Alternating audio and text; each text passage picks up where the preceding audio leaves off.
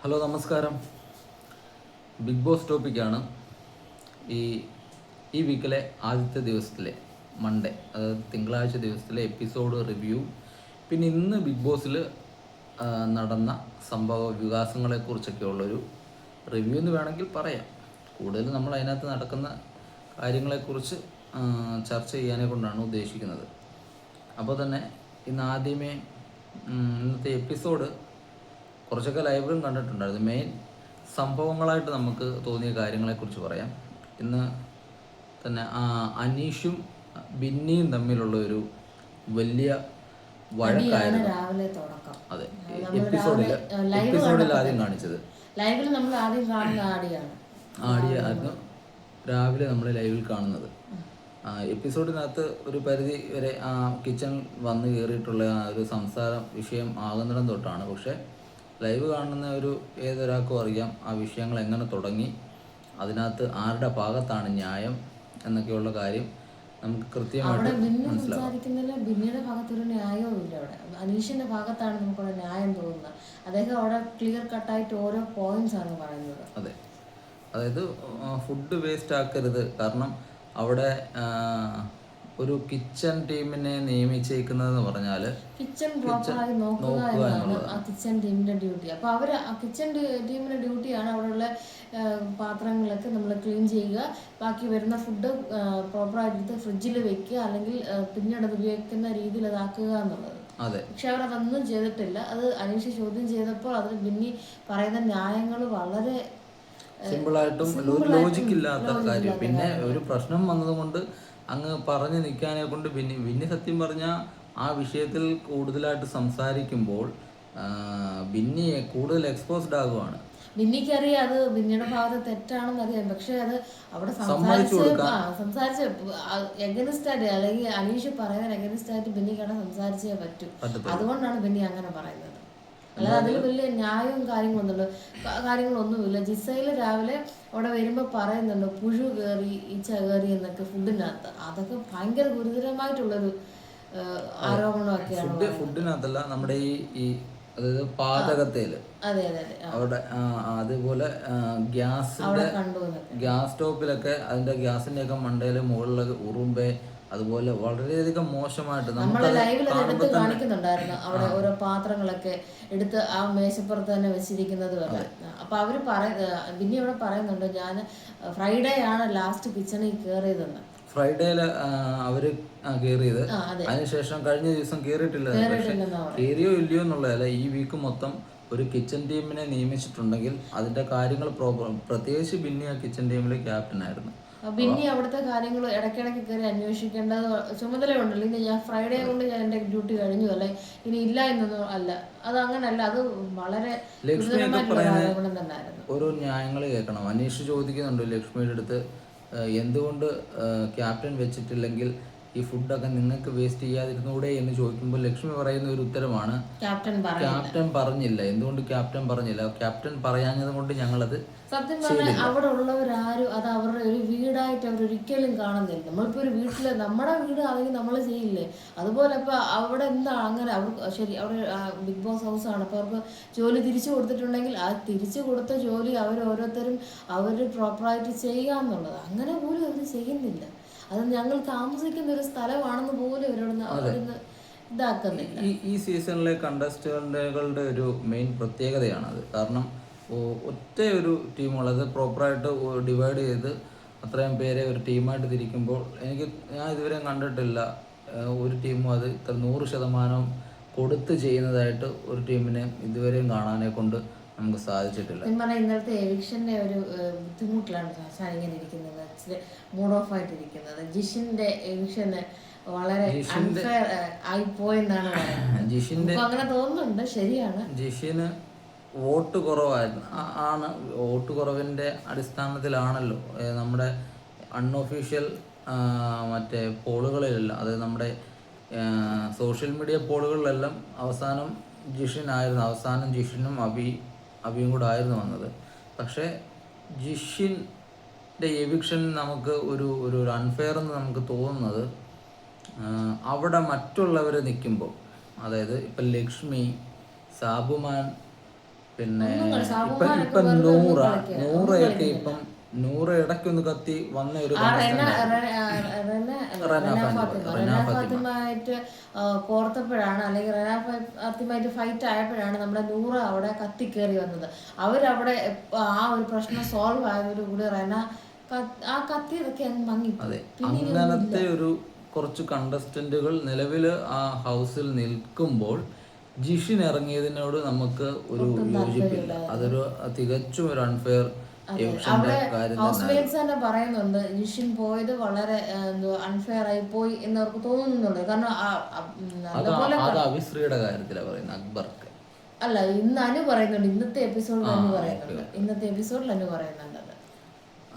കാരണം അവിടെ നിൽക്കുന്ന നോമിനേഷനിൽ വരുമ്പോഴാണ് അനു അത് പറയുന്നത് തോന്നുന്നു. ആ നോമിനേഷൻ ആണെന്ന് പറയുന്നത്. അതെ അതെ അതെ. പിന്നെ ഇന്നത്തെ മെയിൻ എന്ന് പറഞ്ഞാൽ നമ്മൾ മുമ്പ് പറഞ്ഞതുപോലെ ഫാമിലി വീക്ക് ആയിരുന്നു. അപ്പം ആദ്യമേ നമ്മുടെ ബിന്നിക്ക് ഒരു അനൗൺസ്മെന്റ് കൊടുത്തിട്ടുണ്ടായിരുന്നു. ഇതുപോലെ പുള്ളിക്കാരൻ്റെ പേരെന്തായിരുന്നു ഹസ്ബൻഡിൻ്റെ? നൂബിൻ എന്ന് വരും, ഓൾറെഡി എത്തിയിട്ടുണ്ട്. അപ്പോൾ അതിന് മുമ്പ് ഒരു ടാസ്കിലൂടെ നമ്മുടെ നൂറയ്ക്കാണെങ്കിൽ ഒരു പവർ കിട്ടിയിട്ടുണ്ടായിരുന്നു. നൂറയ്ക്ക് കിട്ടിയ പവർ ആയിരുന്നു അത്. അതായത് അത് ആർക്ക് വേണ്ടി, ഏത് ഫാമിലിക്ക് വേണ്ടിയിലാണ് യൂസ് ചെയ്യുന്നതെന്ന് ബിഗ് ബോസ് അത് അവർക്ക് ചൂസ് ചെയ്യാം. അതായത് ആ പവർ ഉപയോഗിച്ചാൽ ആ ഏത് കണ്ടസ്റ്റന്റിനാണോ ആ പവർ കിട്ടുന്ന ആ ഫാമിലിക്ക് ഒന്നിൽ കൂടുതൽ ദിവസം അവിടെ നിൽക്കാം. അപ്പോൾ അത് അത് ബിന്നിക്കാണ് കൊടുത്തത്. അതുകൊണ്ട് നൂവിൻ ഒന്നിൽ കൂടുതൽ ദിവസം അവിടെ നിൽക്കാൻ കഴിയും. ബിന്നി അവിടെ പക്ഷെ ആ കാർഡിന്റെ ആ ഒരു ആനുകൂല്യം നൂറയ്ക്ക് വെച്ച് നീട്ടുകയൊന്നും ചെയ്യുന്നില്ല. ഇല്ല. അതിലേക്ക് നമുക്ക് വരാം. അതായത് പിന്നെ അനീഷിന്റെയും ഷാനവാസിന്റെയും ഫാമിലീസ് ആയിരുന്നു ഇന്ന്. പിന്നെ അല്ലാതെ ഫാമിലി ആയിട്ട് കയറിയത് ഹൗസിൽ. അതിനു മുമ്പായിട്ട് ഇവർക്കൊരു ക്യാപ്റ്റൻസി ടാസ്ക് ഉണ്ടായിരുന്നു. അതിനകത്ത് നമ്മുടെ അക്ബറെ, ബിന്നി, ആര്യൻ ഈ 3 പേരായിരുന്നു ക്യാപ്റ്റൻസി ടാസ്കിന് വേണ്ടി മത്സരിച്ചത്. നമുക്കറിയാം ബിന്നി ഇതിന് മുമ്പും 3 തവണ ക്യാപ്റ്റൻസി ടാസ്കിന് വേണ്ടി മത്സരിച്ച് പരാജയപ്പെട്ട ഒരു കണ്ടസ്റ്റന്റ് ആണ്. അതുമാത്രമല്ല ഇന്ന് പുള്ളിക്കാർ ജയിക്കുകയും BB ഹൗസിലെ ഈ സീസണിലെ ആദ്യത്തെ വനിതാ ക്യാപ്റ്റനായിട്ട് മാറുകയും ചെയ്തു അല്ലേ? അപ്പൊ അതിനകത്തുള്ള ഒരു സംഭവം എന്ന് പറഞ്ഞാൽ ബിന്നി ഓൾറെഡി ക്യാപ്റ്റൻ ആയതുകൊണ്ട് ബിന്നിക്ക് ഈ വീക്കിലെ നോമിനേഷനിൽ ബിന്നിയെ ആർക്കും ചൂസ് ചെയ്യാൻ പറ്റത്തില്ല. നോമിനേഷൻ ഫ്രീ ആണ്. ഓൾറെഡി കഴിഞ്ഞ ആഴ്ചയിലെ ആ ടാസ്ക്, അത് ഏതായിരുന്നു, മറ്റേ ഇമ്മ്യൂണിറ്റി കാർഡ് ആ കഴിഞ്ഞ ആഴ്ചയിലെ ടാസ്ക് ജയിച്ചത് മുഖേന ബിന്നിക്ക് ഓൾറെഡി ഉണ്ട്. അപ്പോൾ ബിഗ് ബോസ് അവിടെ ഒരു കാര്യം ചോദിക്കുകയുണ്ടായി, ബിന്നിക്ക് ഈ nomination card already Binny immunity power കൊടുക്കണമെന്ന് ആഗ്രഹമുണ്ടെങ്കിൽ കൊടുക്കാമെന്ന് പറഞ്ഞപ്പോൾ ബിന്നി പറയുന്നത് എനിക്ക് അങ്ങനെ ആർക്കും കൊടുക്കാൻ താല്പര്യപ്പെടുന്നില്ല. അത് റീസൺ പറയുന്നത് അടുത്ത ആഴ്ച വരുമ്പോൾ എല്ലാവരും എന്നെ നോമിനേറ്റ് ചെയ്യുമല്ലോ, അങ്ങനെയുള്ള കൊടുക്കണം. അത് ബിന്നിയുടെ ഗെയിം ആയിരിക്കാം. അതെ. പക്ഷെ ബിന്നി അത് ആർക്കെങ്കിലും കൊടുത്തിരുന്നെങ്കിൽ ചിലപ്പോൾ കുറച്ചുകൂടെ ജെനുവിനിറ്റി ഒക്കെ വേണമെങ്കിൽ തോന്നിയാണ് ബിന്നി. പക്ഷെ അത് ആ കാർഡ് അസാധുവായി പോയി, ഇമ്മ്യൂണിറ്റി കാർഡ്. പലരും പക്ഷെ പ്രതീക്ഷിച്ചു ഞങ്ങൾക്ക് തരുമെന്ന്. ജിസയിലൊക്കെ ഞെട്ടിത്തിരിച്ച് ഇരിക്കുന്നത് പോലെ തോന്നി. അല്ലെങ്കിൽ അതെ, അത് എന്തുവന്നാലും അവരുടെ ഇഷ്ടമാണ്. കാരണം അവര് കളിച്ച് നേടിയതാണ്. അപ്പൊ ഞാൻ കളിച്ച് നേടിയത് മറ്റൊരാൾക്ക് കൊടുക്കണ്ടായെന്ന് ബിന്നിക്ക് തോന്നിയിട്ടുണ്ടാവും. ഇഷ്ടമാണത്. അങ്ങനെ ഈ ആഴ്ചത്തെ ഈ വീക്കിലെ ക്യാപ്റ്റനായിട്ട് ബിന്നിയെ തിരഞ്ഞെടുക്കപ്പെട്ടു. പിന്നെ ഓരോ ടീമായിട്ടൊക്കെ തെരഞ്ഞെടുക്കുന്ന ലൈവിലുണ്ടായിരുന്നു. പക്ഷെ എപ്പിസോഡിൽ അതൊന്നും കാണിച്ചില്ല. വിഷമിച്ചിരിക്കുന്ന ഒരു സാഹചര്യമൊക്കെ ഉണ്ട്. 6 പേരായിട്ടാണ് ഒനിയൽ, അക്ബർ 2000 തിരിഞ്ഞിട്ട് അവരാണ് ക്യാപ്റ്റൻസ് ആയിട്ട് വരുന്നത്. അവർ 6 അംഗങ്ങളെ അവരവരുടെ ഗ്രൂപ്പിലേക്ക് ആഡ് ചെയ്തെടുക്കുക എന്നുള്ളതാണ് ടാസ്കിന്റെ ഭാഗമായിട്ട്. അത് നമ്മള് ലൈവില് കണ്ടായിരുന്നു. അത് ടാസ്കിന്റെ ഭാഗമായിട്ടാണ്. അതെ. അതിനു മുമ്പേ പക്ഷെ നമ്മുടെ അനീഷിന്റെയും ഷാനവാസിന്റെയും ഫാമിലീസ് വീട്ടിൽ കയറിയിട്ടുണ്ടായിരുന്നു.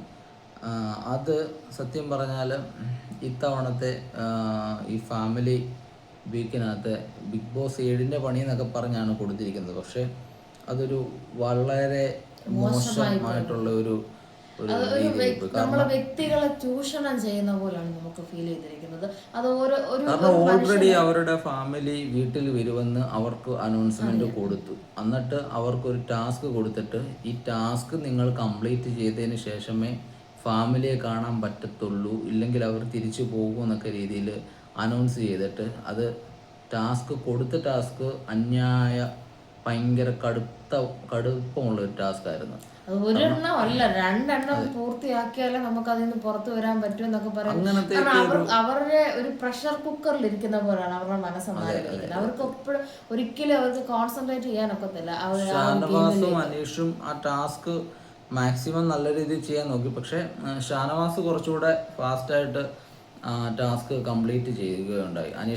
ഷാനവാസിന് പിന്നെ ആ ഡയസ് കൊണ്ട് പോകുന്നത് പിന്നെ അവരുടെ ഫാമിലി പിക്ക് നമ്മൾ വെച്ചിട്ടുണ്ട്. അതിൽ അവർ കറക്റ്റായിട്ട് അത് ജോയിൻ ചെയ്യുക എന്നുള്ളതാണ് വരുന്നത്. ജോയിൻ ചെയ്യാന്ന് പറയുന്നത്. പിന്നെ രണ്ടാമത് അപ്പൊ ആ ടാസ്കിനോട് അനുബന്ധിച്ച് തന്നെ ഒരു സ്കെയിലിൽ നമ്മൾ ഡയസ് അല്ലേ, ഡയസ് ഓരോന്നായിട്ട് വെച്ച് പോയി അങ്ങ് മുന്നേ പോയി കുറച്ചു നേരം നടന്ന് അത് ഒരു പോയിന്റിൽ എത്തിയിട്ട് തിരിച്ചു വരണം, തിരിച്ചു വന്നൊരു ബൗളിൽ ഇടണം എന്നാണ് പറയുന്നത്. ഷാനവാസിന് കുറെ പ്രാവശ്യം അത് മിസ്സാകുന്നുണ്ട്. അന്നേരം ഭയങ്കര ദേഷ്യം വരുവാ ചെയ്യുന്നത്. അവരുടെ വൈഫ് കുഞ്ഞ് അവരൊക്കെ ഓൾറെഡി ഹൗസിനകത്ത് വന്നിരിക്കുകയാണ്.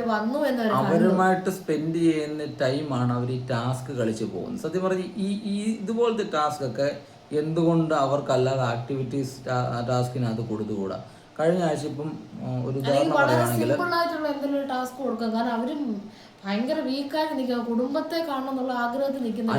അനീഷിന്റെ കാര്യത്തിൽ ആ സമയത്ത് നമുക്ക് കഷ്ടം തോന്നി. കാരണം അനീഷ് മാക്സിമം നോക്കിയിട്ട് അദ്ദേഹം സത്യം പറഞ്ഞ അവരുടെ കുടുംബ ആ ഒരു ഫാമിലി പിക്ചർ പോലും നേരെ വെക്കാൻ അദ്ദേഹത്തിന് പറ്റുന്നില്ല. പിന്നെ ബിഗ് ബോസ് തന്നെ അങ്ങോട്ട് പറയണം, അനീഷ് അടുത്ത റൗണ്ടിലോട്ട് പൊക്കോളൂ, അതായത് നമ്മുടെ സ്കെയിൽ കടിച്ചു പിടിച്ചിട്ട് ഡൈസ് കൊണ്ടുവന്ന റൗണ്ടിലോട്ട് പൊക്കോളൂ. അതും അദ്ദേഹത്തിന് പറ്റുന്നില്ല.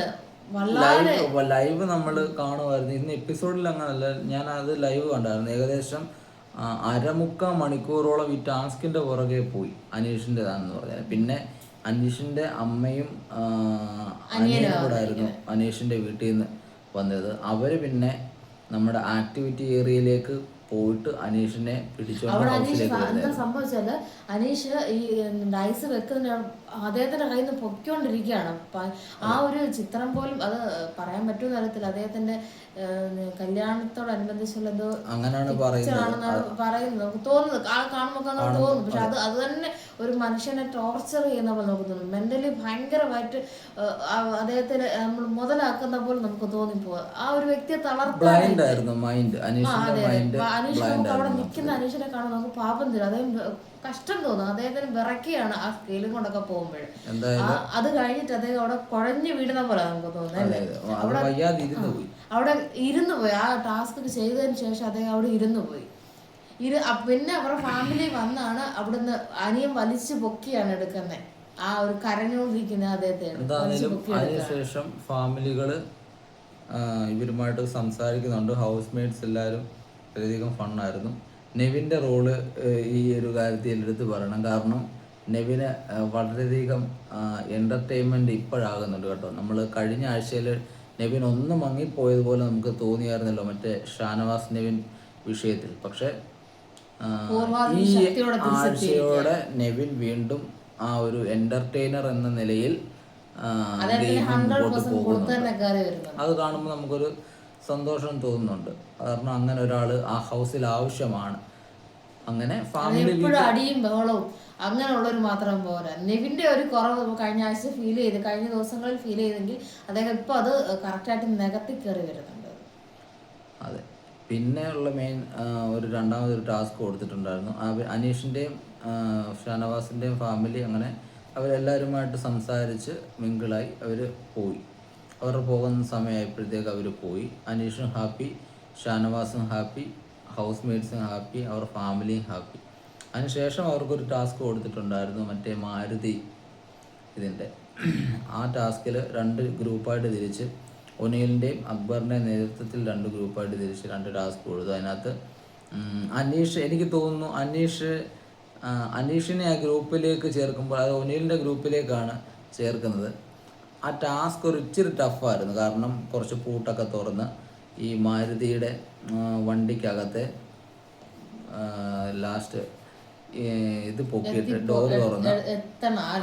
അവിടെ വരെ എത്താൻ ഒരുപാട് വഴികളുണ്ട്. ആ വഴികൾ കടന്നു വേണം ഫസ്റ്റ് ഒരു താക്കോലിട്ട് തുറന്ന് ഗേറ്റ് തുറന്ന് കയറുക. അത് കഴിഞ്ഞ് എന്തുവാ ഈ സ്ക്രൂ വിട്ട് തിരിച്ച് ഒരു ഇതുപോലെ ലോക്ക് തുറക്കുക. അത് തുറന്നതിന് ശേഷം പിന്നെ പോയി മാരുതിയുടെ ഇതുണ്ടായിരുന്നു, എന്തോ ഇതിന് പറയുന്നത്, ഫീച്ചേഴ്സ് ശരിയാക്കി വെക്കുക. അതിനുശേഷമായിരുന്നു താക്കോലെടുത്ത് വണ്ടിക്കകത്തു നിന്നും വണ്ടി എടുക്കുക, താക്കോലെടുത്ത് കാണിക്കുക. അത് ക്യാപ്റ്റന്റെ കയ്യിൽ കൊടുക്കണമെന്നാണ് പറയുന്നത്. ക്യാപ്റ്റൻ അല്ല, ജഡ്ജ്. അത് അനുവായിരുന്നു. അനുവിന്റെ കൊടുക്കണം. അനുവാണ് പിന്നെ വണ്ടിയുടെ ഡിക്കി തുറന്ന് അവർക്ക് സമ്മാനം കൊടുക്കുന്നത്. അതൊരു ടഫ് ടാസ്ക് ആയിരുന്നു. കാരണം അയച്ചപ്പോ പോലെ അവിടെ പലർക്കും മനസ്സിലാകുന്നില്ല സംഭവം എന്താ. പിന്നെ ഏകദേശം അതെ, കണ്ടോണ്ടിരിക്കുന്ന നമുക്ക് മനസ്സിലാകുന്നല്ലോ. വായിച്ച് ഒത്തിരി നാല് ഘട്ടമാണ് ആ ഒരൊറ്റ ടാസ്കിന് കൊടുക്കുന്നത്. നമുക്ക് മനസ്സിലാകുന്നു. കേട്ടോണ്ടിരിക്കും നമുക്ക് 2, 3, 4 പ്രാവശ്യം അവിടെ ബിഗ് ബോസ് തന്നെ അവരെ കൊണ്ട് വായിപ്പിക്കുന്നുണ്ട്. മനസ്സിലായോ എന്ന് ചോദിച്ചിട്ട് അത് അവര് ജയിക്കുന്നുണ്ട്. പിന്നെ ആ ഒരു ടാസ്ക് പാളിപ്പോകാൻ കാരണം അനീഷാണ്. അത് തന്നെ, അതായത് പാളിപ്പോകാനല്ല, ആ ടാസ്ക് ഒരു ടീം ജയിച്ചു, ഒരു ടീം തോറ്റു. ആ തോറ്റ ടീമിന് ആദ്യമേ ഈ ലോക്ക് തുറക്കാനെ കൊണ്ട് നിന്നത് അനീഷായിരുന്നു. പക്ഷെ അനീഷിന് ആ ടാസ്ക് നല്ലപോലെ ചെയ്യാനെ കൊണ്ട്. രണ്ടാമത് ആദ്യം ഗേറ്റ് തുറക്കുന്നത് നമുക്ക് 4 വ്യക്തികളായിട്ടാണ്, ഓരോരുത്തരും ഓരോന്നോരോന്ന് ചെയ്യണമെന്നാണ് പറയുന്നത്. അപ്പോൾ അനീഷ് രണ്ടാമതാണ് വന്നത്. വന്ന് അനീഷ് അന്നേരം താക്കോല് താഴെ വീഴുകയും അദ്ദേഹം ഭയങ്കര അദ്ദേഹം പലപ്പോഴും ടാസ്കുകളിൽ കുറച്ച് പിന്നോക്കമാണെന്ന് എനിക്ക് തോന്നിയിട്ടുണ്ട് അനീഷ്. മറ്റുള്ള കാര്യങ്ങളിലൊക്കെ നല്ലൊരു ഗെയിമറാണ്, സംസാരിച്ച് നിൽക്കാനൊക്കെ അറിയാം. പക്ഷെ അല്ലാതുള്ള ടാസ്കുകളിൽ അനീഷ് ഒരിച്ചിരി വീക്കാണെന്ന് നമുക്ക് നല്ലപോലെ ഫീൽ ചെയ്യുന്നുണ്ട്. പിന്നെ അതിനുശേഷം ഇന്ന് ബിന്നിയുടെ ഹസ്ബൻഡ് ഏകദേശം ഒരു 8:45 ആയ സമയത്തേക്ക് കടന്നു വരികയും ഹൗസ് മെയ്റ്റ്സുമായിട്ടൊക്കെ മിങ്കിളായി സംസാരിച്ച് ബിന്നി കരഞ്ഞുകൊണ്ട് ഓടിപ്പോയി കെട്ടിയൊക്കെ പിടിക്കുന്നുണ്ടായിരുന്നു. എന്നിട്ട് അതെ, നൂറയുടെ കയ്യിൽ നിന്ന് കിട്ടിയ ആ ഒരു അതിനിടയ്ക്ക് നമ്മൾ ഒരു കാര്യം പറയാൻ വിട്ടുപോയിട്ടുണ്ടായിരുന്നു. നമ്മുടെ ആദില കരയുന്നുണ്ട്. ഷാനവാസിന്റെയും അനീഷിന്റെയും ഫാമിലി വന്നു പോയതിനു ശേഷം നൂറ ആദിലയുടെ ഫാമിലി വരുന്നതിന്റെ കാര്യം സംസാരിക്കുമ്പോൾ അക്ബർ ഒരു കാര്യം പറയുന്നുണ്ട്. നിങ്ങൾക്ക് വരുന്നത് ആരായിരുന്നു? ദിയാസനയുടെ കാര്യം പറഞ്ഞുകൊണ്ട് ദിയാസനയായിരിക്കും നിങ്ങൾക്ക് വരുന്നത് പറഞ്ഞപ്പോ അത് ആദിലക്ക് അക്ബർ അതൊരു ഫൺ മോഡിൽ പറഞ്ഞ് നിന്നതാ. പക്ഷെ അത് ആദിലേക്ക് നല്ല രീതിയിൽ ഹാർട്ടായിട്ടുണ്ട്. പുള്ളിക്കാരി പിന്നെ ബെഡ്റൂമിൽ കരഞ്ഞിട്ട് നൂറ എന്ന് പറയുമ്പോ അക്ബർ ഓടിച്ചല്ലോ നിൽക്കണ്ടോ. അദ്ദേഹം ചെന്നിട്ട് സോറി ഒക്കെ പറയുന്നുണ്ട്. ഒന്നും വിചാരിച്ചുകൊണ്ട് പറഞ്ഞല്ല, അറിഞ്ഞുകൊണ്ട് പറഞ്ഞ കാര്യമല്ല. പക്ഷെ പറഞ്ഞു കഴിഞ്ഞിട്ടാണ് അക്ബറും ചിന്തിക്കുന്നത് അതിനെപ്പറ്റി. എത്രയും അവർക്ക് ഫീൽ ആകുമെന്ന് അദ്ദേഹം ചിന്തിച്ചിട്ടില്ല. പക്ഷെ അതിലവിടെ പറയുന്നുണ്ട്, ശരിയാണ് അവൻ പറഞ്ഞത്, ഞങ്ങൾക്ക് വേണ്ടി വരാനെ കൊണ്ട് പറഞ്ഞത് ശരിയാന്ന് പറഞ്ഞു. അവരുടെ കാര്യങ്ങൾ നമുക്കറിയാവുന്നതുകൊണ്ട് വീട്ടിൽ നിന്നും വേറെ ആരും വരത്തില്ല എന്നുള്ളൊരു ഫീലിങ്സ് വന്നത് കൊണ്ട് അതിലെ അവിടെ കരയുന്നുണ്ടായിരുന്നു. അവരുടെ ഫാമിലി വരട്ടെ, നമുക്ക് അങ്ങനെ പറയാനെങ്കിലും മുന്നോട്ടുള്ള വീക്ക് നിൽക്കുവാണെങ്കിൽ അവരുടെ ഫാമിലി വരട്ടെ. അവർക്ക് അല്ലെങ്കിൽ അവർ ഒരു വിഷമമായിപ്പോ നമുക്കത് കണ്ടോണ്ടിരിക്കാൻ നമുക്കും വിഷമമാവും കാണുമ്പോൾ. എന്തായാലും എപ്പിസോഡിനകത്ത് ഇന്ന് ഫാമിലി വീക്ക് ആയതുകൊണ്ട് ഇങ്ങനെയൊക്കെ ആയിരുന്നു കാര്യങ്ങൾ. പക്ഷേ ഇതിനകത്ത് നമ്മൾ മെയിനായിട്ട് പറയേണ്ടത്, എനിക്ക് പേഴ്സണലി ഒരു കാര്യം തീർത്തും ഇഷ്ടപ്പെട്ടില്ല. കാരണം ഈ നൂബിനൊക്കെ വന്ന് അവിടെ സ്റ്റേ ചെയ്യുന്നതിനോട്, കാരണം ഫാമിലി വീക്ക് ഒരു ഫാമിലി അങ്ങനത്തെ ഒരു ആനുകൂല്യം ബിഗ് ബോസ് എന്തിനു കൊടുത്തു എന്ന് ഞാൻ ഓർത്തുപോയി. കാരണം ഒന്നാമത് അവർക്ക് തന്നെ അറിയത്തില്ല. കാരണം ഹസ്ബൻഡ് ആൻഡ് വൈഫ് അല്ലെങ്കിൽ നമ്മുടെ വേറെ ആർക്ക് കിട്ടിയെന്ന് പറഞ്ഞാൽ അത്ര അടുത്തിരിക്കുന്ന ഒരാൾ വരുമ്പോൾ ഏതെങ്കിലും ഒരു പോയിന്റ് അവർക്ക് കൊടുക്കും, അവർക്ക് കിട്ടും, അത് കിട്ടും. പുറത്തെ കാര്യങ്ങള് ഏതെങ്കിലും ഒരു പോയിന്റ് എത്രയൊക്കെ പുറത്തെ കാര്യങ്ങൾ പറയരുതെന്ന് പറഞ്ഞാലും, കാരണം ഇന്ന്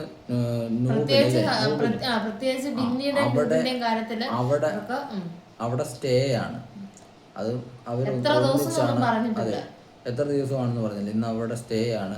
അത് മാത്രമല്ല, ഈ ദിവസങ്ങളിൽ അതിനകത്തുണ്ടാകുന്ന എല്ലാ സംഘർഷങ്ങളും, ഫൈറ്റ് ഉണ്ടെങ്കിൽ അത് വാക്ക് പോരെ കാര്യങ്ങൾ, അവിടെ നടക്കുന്ന ടാസ്കുകൾ, അതിനകത്തെല്ലാം ഈ നൂബിലും പങ്കാളികളാകുന്നുണ്ട്.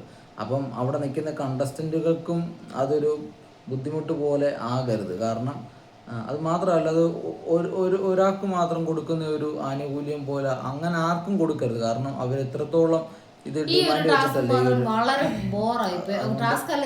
ഈ ഒരു ഇത് മാത്രം നമ്മള് ഫാമിലിയിലേക്ക് കണ്ടു കേട്ട് പോകാനുള്ളത് നൂബിൽ അവിടെ സ്റ്റേ ആണ്, ബിന്നിയോടൊപ്പം സ്റ്റേ ചെയ്യുന്നുണ്ട്.